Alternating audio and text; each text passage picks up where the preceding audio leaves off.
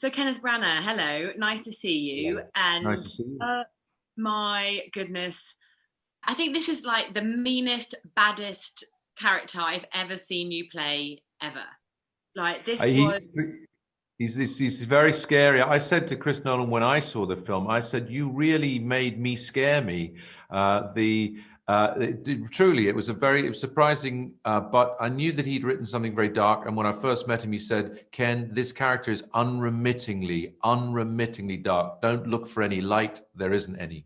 that must be quite hard to get into a character like that because I think with acting, I mean, how much do you want to be able to affiliate with the person that you are actually playing and kind of understand them and get inside their head when you like this person has literally not one likable part of him. And then there's one tiny bit I can understand why he might have wanted to do what he did, and I don't want to give too much away because of what his personal circumstances were. But apart from that, how do you get into a mind of someone like this?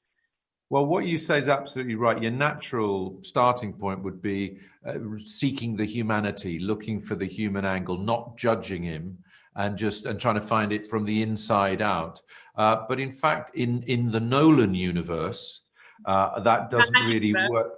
Yeah, so you accept that this is for a character whose presence and whose actions have to really represent the existential threat to the earth that is contained in this character's role in the film, then you have to take what Chris writes, which is a man who has made this sort of deep, dark, historic bargain with the devil, which you either, as you hint at, either is something that he was forced to do or something that he chose to do. But one way or another, he went for survival and power, and he gave up I suppose, humanity.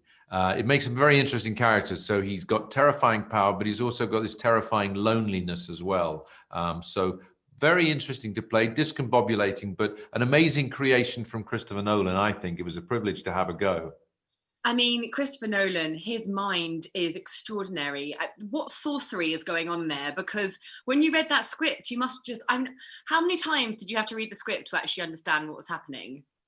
I feel like I keep reading the script because when I saw the movie, I came back and talked to my wife and said, "Well, I kept being intrigued." I literally said to her last night, "I said I want to go and see the movie with you because I think you're gonna break through various thresholds of understanding instantly in ways that I didn't." I know I was intrigued and compelled the whole way, but I want her eyes on it. Yeah. But what I love about what he writes and he works on the film with the passion of a sort of student filmmaker, someone who's there doing it just for the thing itself. But he happens to be a master, and it happens to be a massive blockbuster sort of scale. He seems to be able to combine the two and not have one compromise the other. Yeah, it's amazing. I just want to quickly ask you about the music in the film because I thought all the way through it, I was very aware of how the music made me feel, and I was just wondering: is there a particular film in your world that evokes such emotion or reaction in you? Oh, it's such an interesting question. You're right about Ludwig's score in this gets right under the skin. Oh, It's both a kind of weird, disturbed, unsettled, dystopian, melodic kind of force, and it's also a sort of sensory pulse as well. It drags you in. It's not just immersive. It literally, it's like the music reaches out from the movie and drags you right back in. I think this particular treatment is a sort of unique one. I think that is a unique fusion that Christopher Nolan has between music and the world of the soundscape. He makes the one delve into the other. So I think he's unique. And when you even think about other films that can compare, it's tough because sonically, he takes you to a different place. he absolutely does. So Kenneth, lovely to chat to you. Congrats on this film. I mean, I will be seeing it again. I bumped into a woman in the lift who said to me it was her third time to see it. So Wow. yeah, so I'm excited about actually being able to see it again and see it from a different perspective. So congrats on Great. this amazing new Thanks, big Faye. film.